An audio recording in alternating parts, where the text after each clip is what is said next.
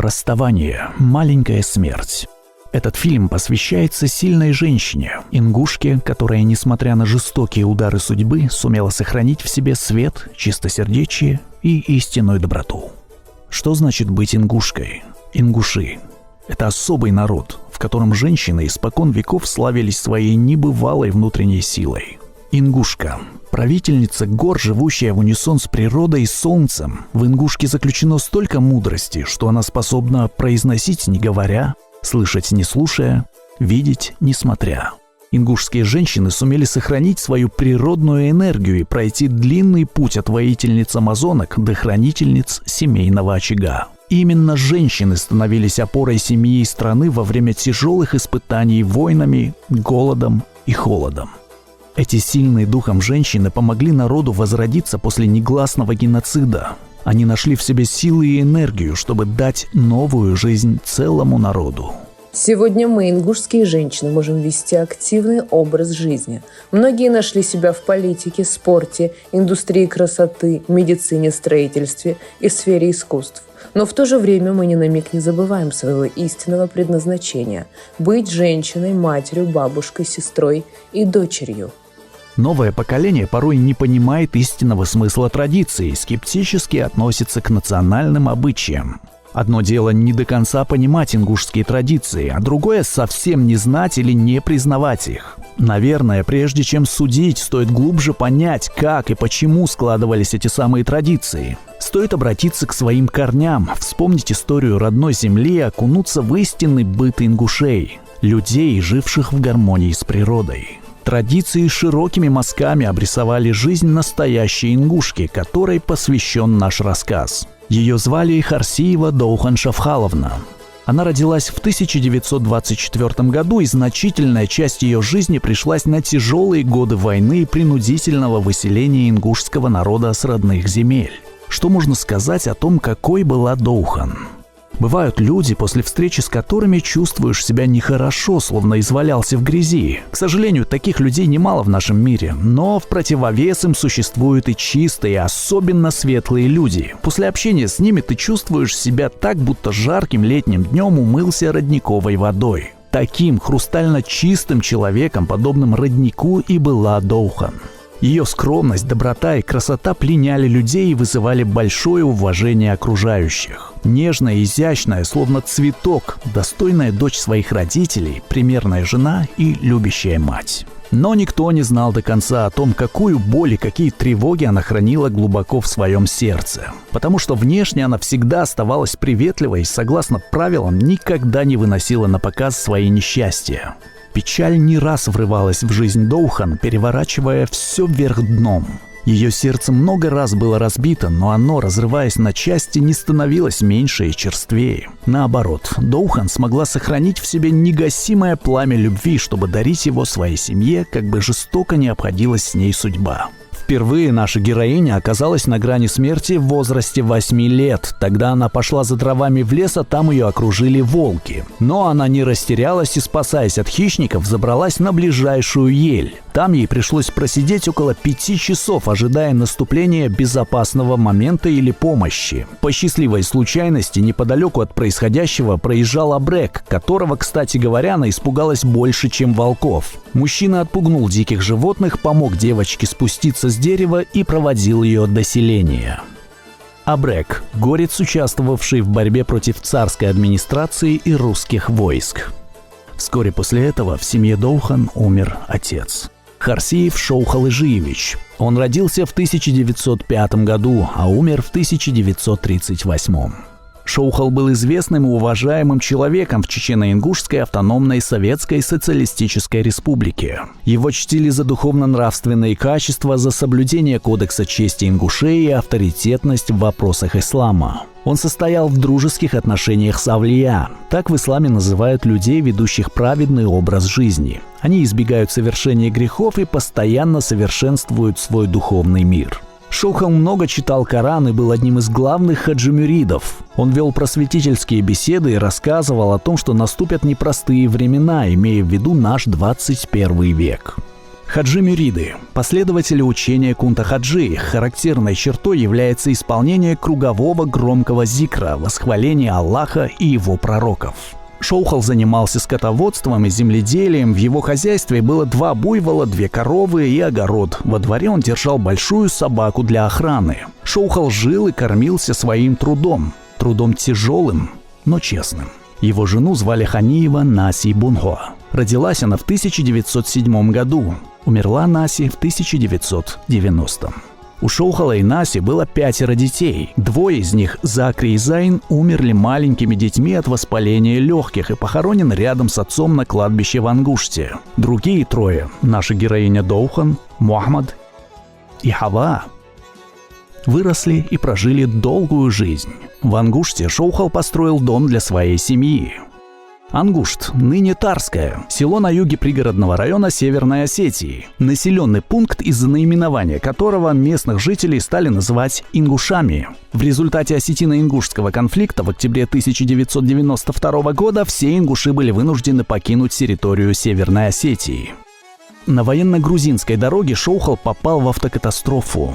Он ехал за дровами, неожиданно навстречу ему выехал мальчик на велосипеде. Мужчина, пытаясь избежать столкновения, совершил резкий маневр, но не справился с управлением. Автомобиль сорвался в реку Камбелеевка. Шоухал погиб.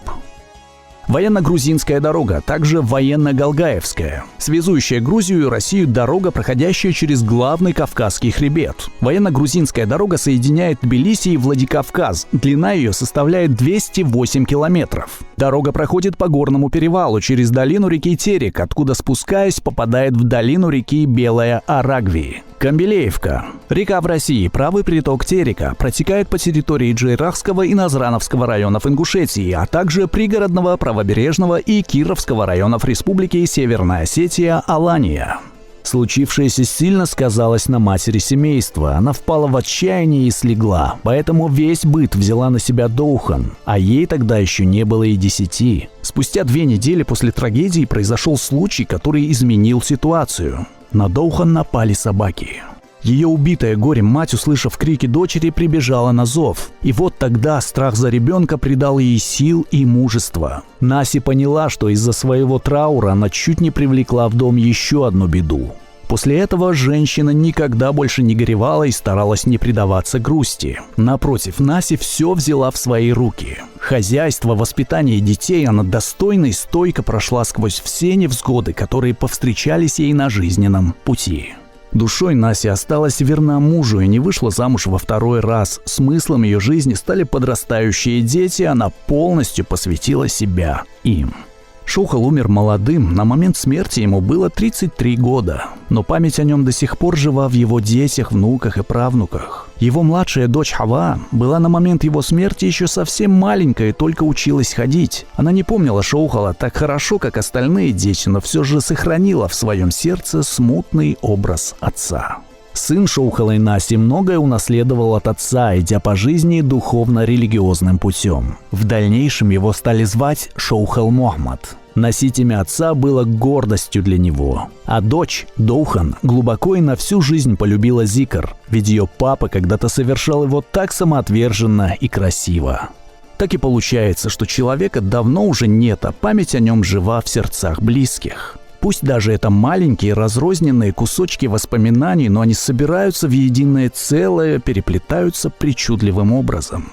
Каждый человек оставляет после себя то, что хоть немного, но меняет мир. Земля помнит следы всех, кто однажды по ней прошел. Доухан была совсем юной девушкой, когда встретила человека, за которого ей суждено было выйти замуж.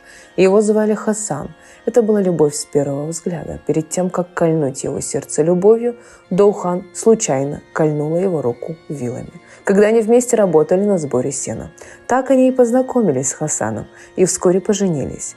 Новоиспеченный муж был чуток и заботлив к Доухан. У них родилась дочь, которую назвали Фадыман. Молодые понимали друг друга и в целом, если не считать тяжелое время, это была счастливая семья, где каждый занимался своим делом. Муж работал в полях и обеспечивал семью пропитанием, а жена занималась хозяйством и воспитывала ребенка. Но их счастью не суждено было длиться долго. В жизнь пришла разлучница – смерть. Муж Доухан заболел и умер от туберкулеза. Трагедия произошла скоротечно, и Доухан оказалась в той же жизненной ситуации, что ее мать когда-то, без мужа с ребенком на руках. А после этого нового удара судьбы, без учета мнения Доухан, было решено, что дочь остается с родственниками мужа. Таков обычай. Для нашей героини это было огромным потрясением. Разлука сразу с двумя близкими людьми разбила ей сердце. Для любящей матери просто невыносимо оставить своего ребенка другим людям. Но традиции оказались сильнее. Так Доухан стала одинокой вдовой. А жить в таком статусе ингушской женщине, особенно в те времена, было очень непросто. Она была гордая и верная своим принципам. Оберегая свою честь и достоинство своей семьи, она всегда старалась, исходя из ингушского мировоззрения, поступить максимально верно. Но для ингушки тех времен жить без мужа было позорно и неправильно. Поэтому вскоре Доухан отдали замуж за героя 3 войн – Хампиева Махмуда Османовича. Новобрачным пришлось сначала привыкнуть друг к другу, чтобы создать новую семью после прошлых разочарований. У них родились дети, и Доухан раскрылась, расцвела в роли матери. И снова не обошлось без злого рока. Один ребенок умер совсем маленьким, а нет для родителя ничего страшнее, чем хранить свое дитя. Но Доухан не сдалась и не впала в отчаяние.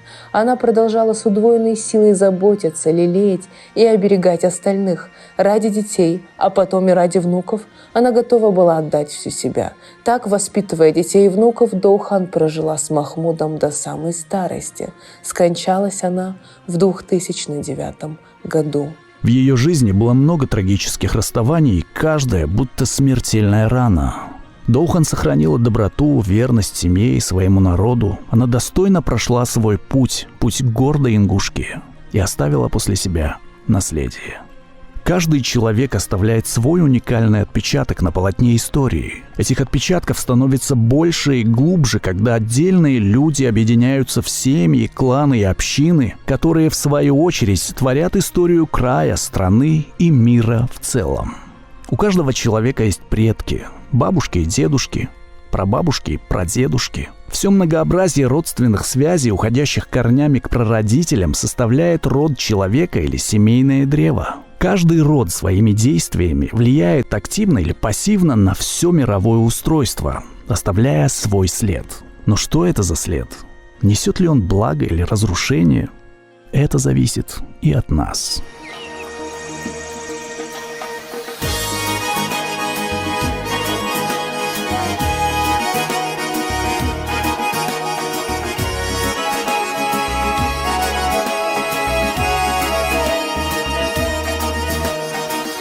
قسمايو حدقنا يزينا مدو قسمايو مرقشنا خزيلا ويلن يحدك شعيو دو قسمايلا مرقشنا خزيلا دنيا نقشم بلا يسأل